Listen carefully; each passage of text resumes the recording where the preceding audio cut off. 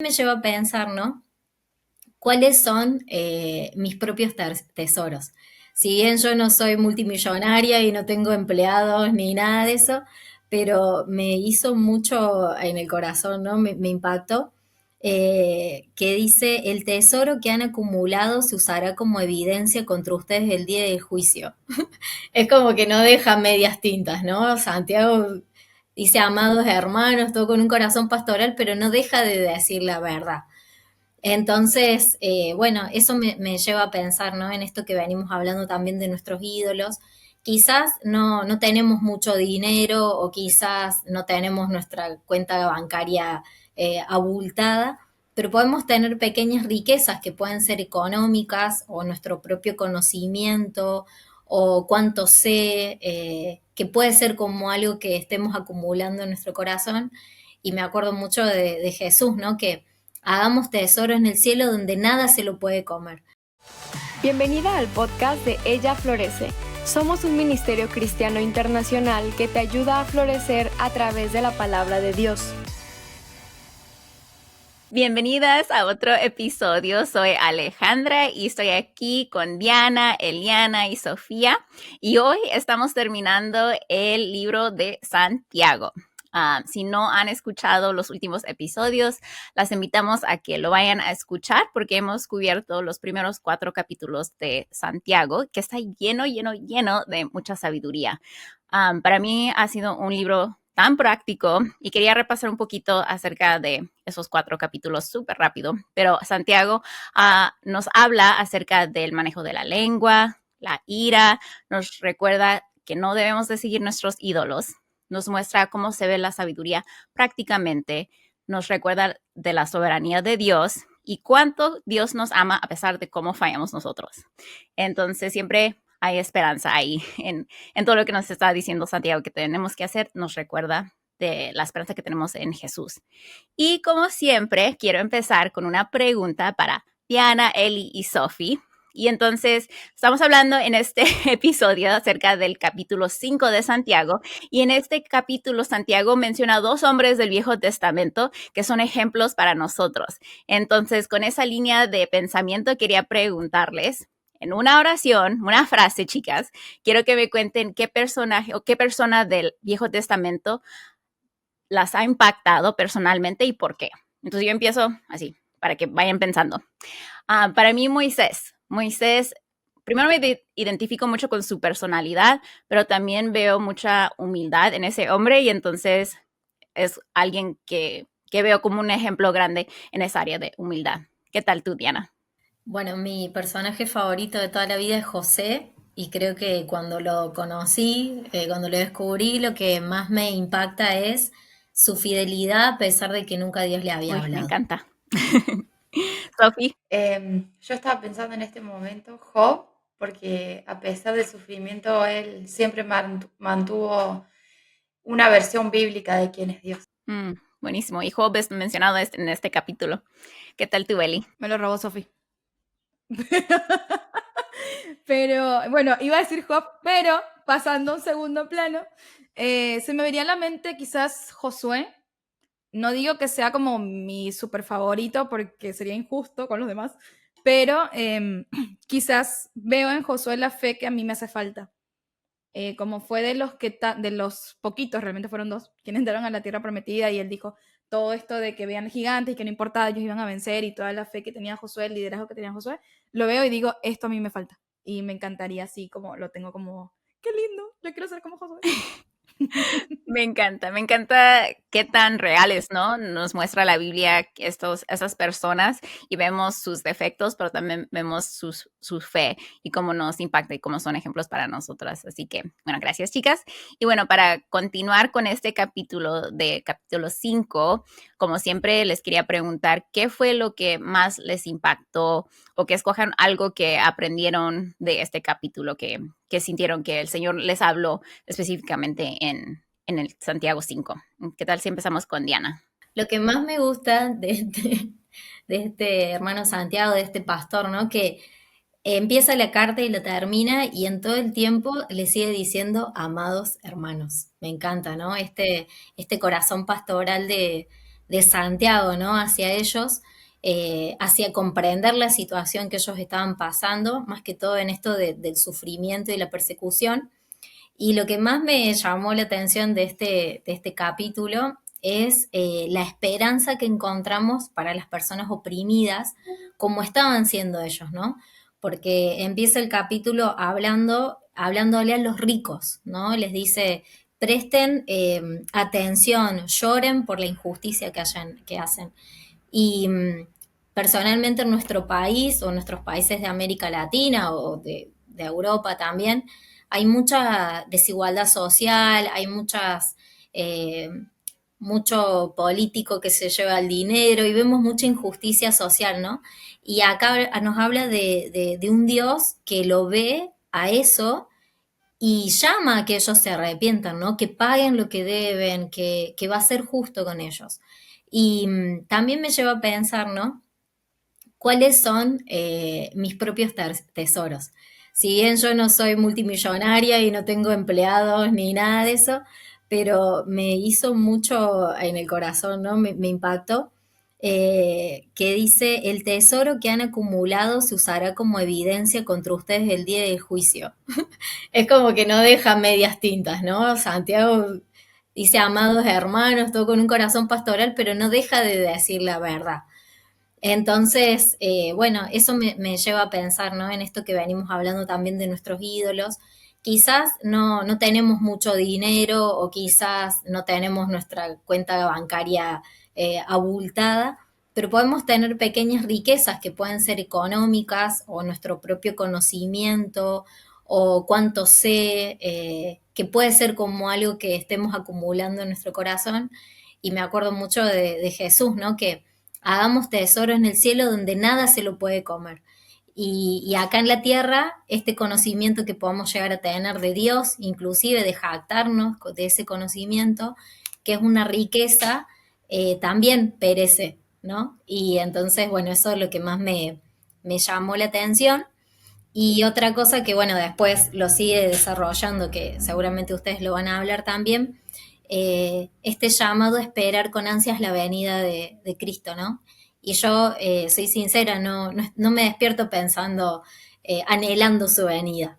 Solamente cuando pasan cosas difíciles, como que uno ve el mundo o ve o sufre, ¿no? Y dice, ay, ¿cuándo va a venir el Señor? Ojalá que venga. O cuando un pariente está enfermo o nosotros mismos estamos enfermos, es como que ahí uno como que dice, bueno, el Señor ya viene pronto, pero y esta carta nos insta, ¿no?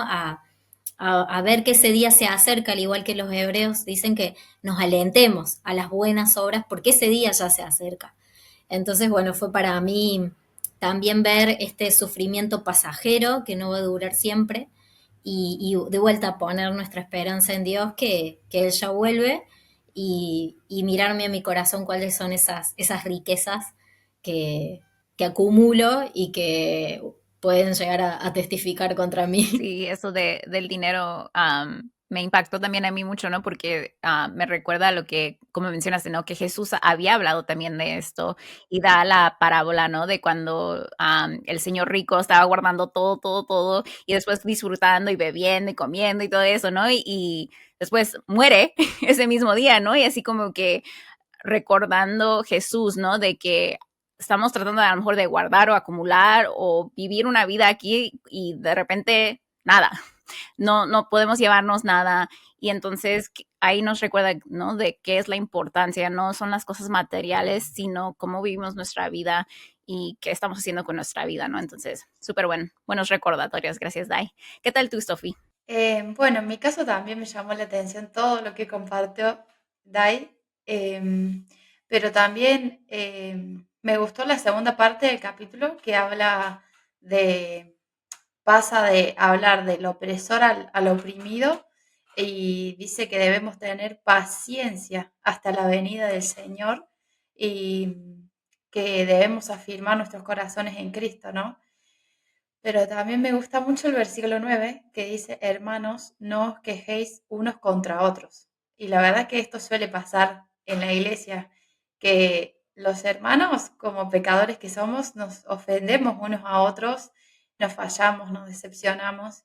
Y a veces usamos mal la lengua, como dice Santiago, y en lugar de ir a hablar con el hermano para restaurar nuestra relación, nos empezamos a quejar unos con otros, y me ha pasado muchas veces. Y creo que ese es un tipo de calumnia, ¿no? De difamación, y nunca vamos a hablar con ese hermano. Entonces, la verdad que ese versículo me impactó mucho. O a veces no tenemos ningún problema, ninguna diferencia, pero sí vemos el pecado de otros hermanos y empezamos a quejarnos de ese pecado con otros hermanos, con otras personas, o con los de nuestra propia familia. También eso me ha pasado. Y, y bueno, creo que realmente no es algo que al Señor le agrada y no es algo que le edifica. Y después los versículos últimos, 19 al 20, todo lo contrario, ¿no? A quejarnos unos de otros, dice: hermanos, si alguno de entre vosotros se ha extraviado de la verdad y a alguno le hace volver, sepa que el que haga volver al pecador del error de su camino, salvará de muerte un alma y cubrirá multitud de pecados. Entonces, en lugar de quejarnos o de juzgar carnalmente al hermano que está débil espiritualmente, nosotros debemos tratar de atraerlos a Cristo con la verdad, no porque nosotros podamos dar salvación, pero el Señor nos usa como esos medios de gracia y esos instrumentos para llevar el Evangelio. Así que la verdad es que me ha emocionado mucho este pasaje y bueno, espero que el Señor me ayude a llevarlo a la práctica con humildad. Y qué difícil, ¿no? Porque la queja es tan fácil de hacer, ¿no? Y a veces no nos estamos dando cuenta que nos estamos quejando y es algo tan, tan difícil.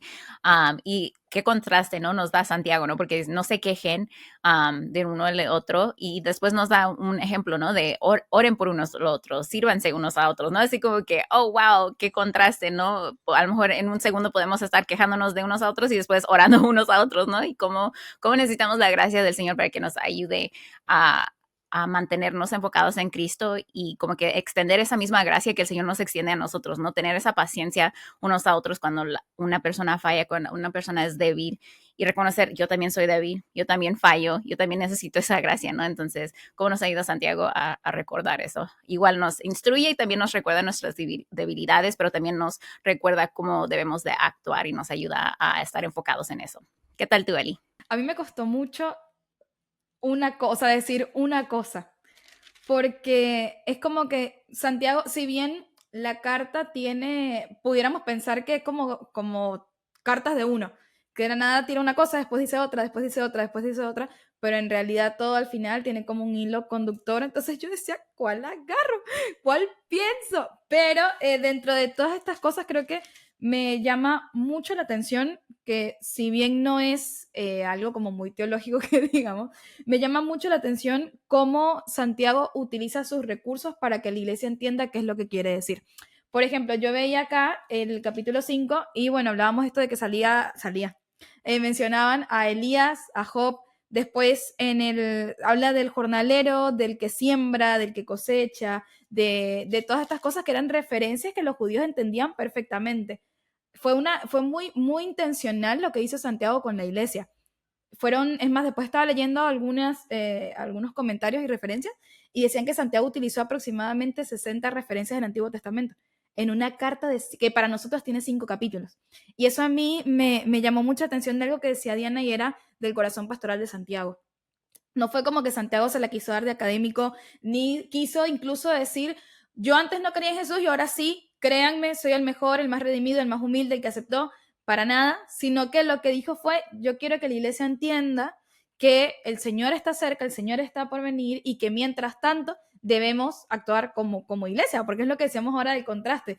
Me llama la atención que cuando Santiago se refiere al tema de tener paciencia hasta la venida del Señor, pone primero un por tanto. O sea, porque pasa esto, que es que hay opresión, que los ricos están maltratando a los pobres, que hay desigualdad, que hay problemas. Por causa de esta gente, tengan paciencia también. Y después nos dice, confiésense unos a otros, para que después se puedan ayudar. Entonces tú dices, ¿qué? Pero nos recuerda quizás la debilidad y lo humano que podemos ser todos. Y otra cosa es que no me deja de sorprender, y es que Santiago no creía en Jesús, ya lo habíamos comentado antes en los anteriores episodios, que Santiago no creía en Jesús, habiendo crecido con él, habiendo visto todo, porque literalmente era su brother, su hermano, y después el tipo dice, no, yo no creo en Jesús, mi hermano está loco, está alucinando, él se cree una cosa que no es, y después resulta que viene Santiago y dice, esperen la venida del Señor. Y para utilizar la palabra del Señor es un montón. O sea, vemos como la transformación de Santiago después de ver a Cristo resucitado.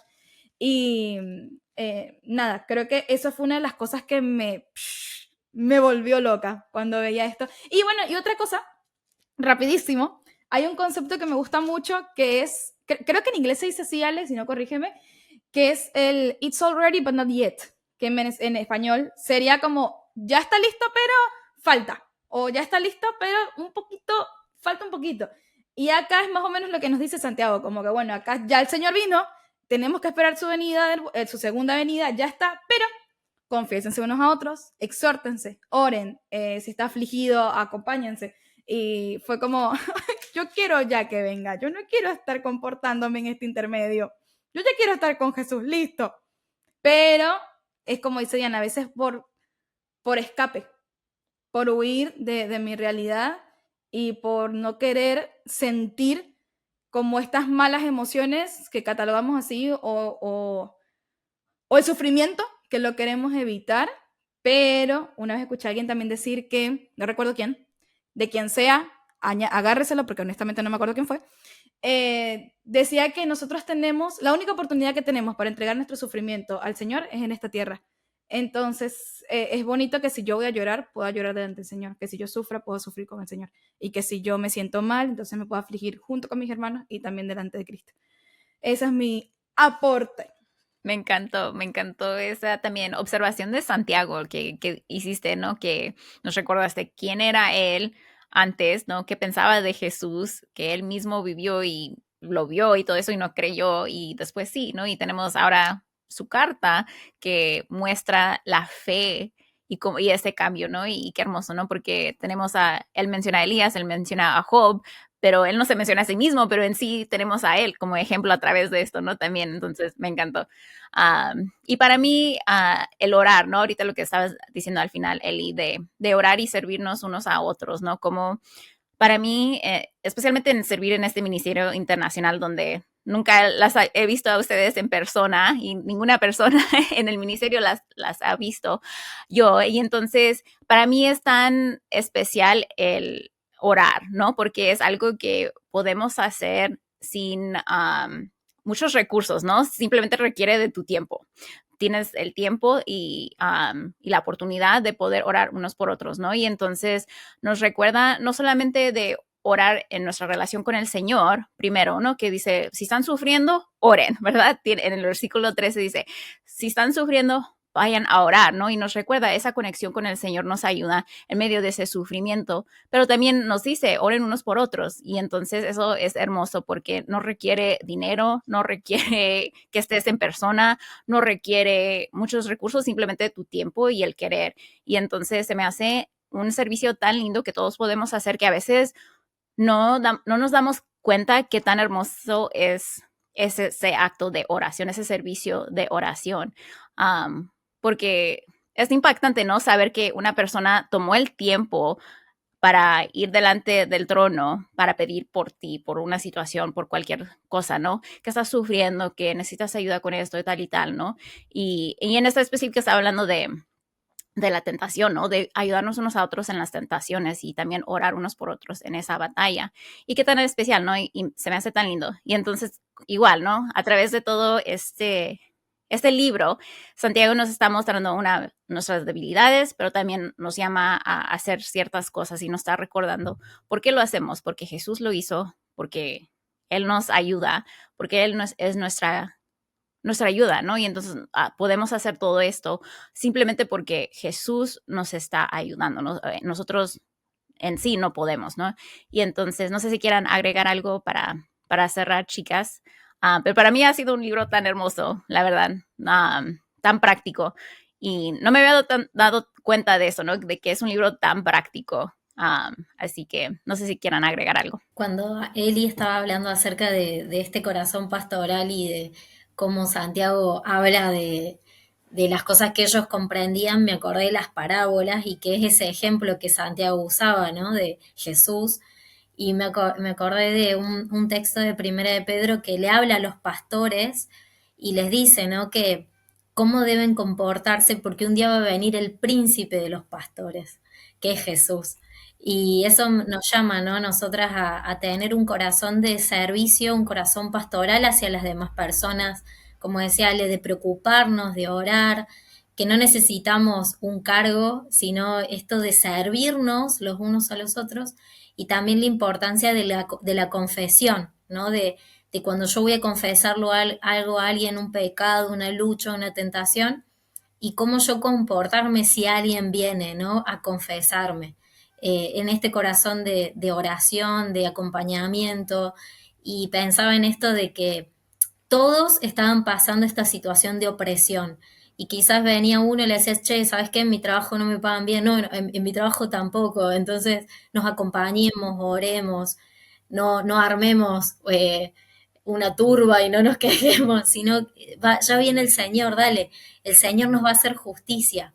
Y eso también nos sirve a la hora de dar nuestras opiniones acerca de la situación económica. Creo que la Biblia siempre es tan actual, pero en este especial pasaje, por lo que está pasando en nuestro país, por lo menos es como alentador en orar y saber que el Señor ve todo y cómo entre unos a otros, en vez de hablar mal del político de turno, sino orar por ese político y alentarnos que el Señor está viendo todo. Y nos alienta, ¿no? A que no, no tenemos que ser perfectos entre unos y otros, ¿no? Como que queremos ser perfectos y escondernos y yo nada me pasa, no necesito oración, no tengo nada, ¿no?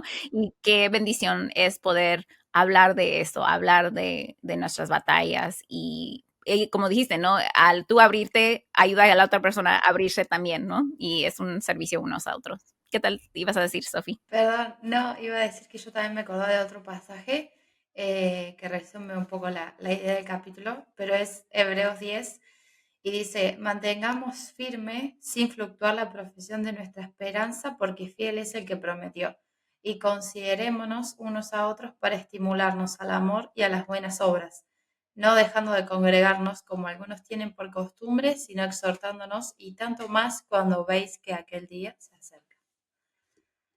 Gracias al Señor por su iglesia. Amén. Eli, ¿algo más? Que voy a tener que orar mucho para poder cumplir con lo que dice Santiago. Porque no, pero en serio, yo sé que parece un chiste, pero en serio, porque son tantas cosas tan práctico, pero a veces hasta difícil. Pero Santiago lo hace ver como, ¿alguno está afligido? Oren. ¿Está enfermo? Vayan y oren. Tal. Pero a mí no se me hace tan fácil. A mí no se me hace tan práctico y tan simple como lo hizo Santiago. De manera tan, no sé si la palabra sería rústica, pero tan, no es compleja. O sea, Santiago te dice, ¿tienes esto? Haz aquello. Ustedes son así, hagan lo otro. Y yo no. Yo a veces me complico y le busco las cosas y le busco la quinta pata al gato y me quiero justificar en todas mis cosas por lo que hago, lo que siento, y no es así. Entonces creo que está bueno que cada quien ore para que el Señor lo ayude y así mismo extender esa oración a la iglesia. Nos ayuda, ¿no? A recordar que no es... Sentimos a veces en medio de todo eso y sí, hay situaciones que son muy complejas y todo eso, pero al final de cuentas, ¿no? Así como que sí, busca al Señor, ¿no? Así como que a veces alguien viene y pide consejo y todo eso y uno dice, bueno, estás en la palabra, estás orando, no, bueno, empieza ahí, ¿no? Y así como que suena muy sencillo, así como que busca del Señor pero tengo esto, sí, pero busca del Señor, ¿no? Así como que, porque de ahí parte todo. Necesitamos al Señor. Y sí, en medio de nuestra batalla y eso, ¿no? Para nosotras una situación es difícil y entonces también por eso, ¿no? Tenemos a los hermanos en Cristo que nos ayudan y tienen la perspectiva así más alejada, que no están ahí en medio de el caos y nos pueden decir, bueno, aquí está la solución. Ok, yo no lo podía ver por todo el que caos. era así de fácil. Sí, así que como dijo Sophie, muchas gracias al Señor por la iglesia, ¿no? Y por darnos unos a otros en medio del caos que es la vida, que sí es a veces así, pero nos da muchos recursos el Señor para poder enfrentar eso, que vamos a ver en el próximo capítulo, porque vamos a estar hablando de Efesios. Así que si no terminaron de ver estos capítulos de Santiago, les animo a que vayan para que puedan empezar de nuevo con nosotras con Efesios 1. Entonces nos vemos, Entonces, chicas, nos vemos en el próximo episodio hablando de Efesios. Gracias por unirte a nosotras. Nos encantaría saber de ti. Si estás en Instagram o Facebook, cuéntanos qué fue lo más impactante del episodio de hoy tomando una captura de pantalla, etiquetándonos @ellafloreceoficial y compartiendo tu punto favorito. Si deseas algunos recursos bíblicos gratuitos, visita nuestra página web ellaflorece.org.